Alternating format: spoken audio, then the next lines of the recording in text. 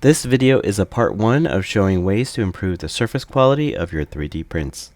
Seams can leave imperfections on the surface of your print. Under the setting, Seam Positioning, we can choose among a few different settings to hide the seams. I often use Nearest to move seams to the nearest corner edge. Back to put a neat seam across the back of your model based on the orientation of the plate. If your model has a lot of texture or is more organic, random can work out better and look natural versus having a seam line somewhere. If you like to manually position where the seams should go, you can use the seam painting tool in the toolbar on top.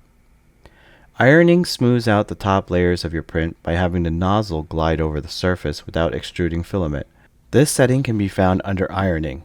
To enable, choose which surface you want ironed. In the Others tab under Special Mode, there is the Fuzzy Skin setting. Fuzzy skin adds texture to the outer surface of the print, perfect for hiding small imperfections or creating a unique feel. When fuzzy skin is enabled, you will have some customization to adjust the thickness to your liking. In the next video, we will be showing additional settings and adjustments that can improve your surface quality.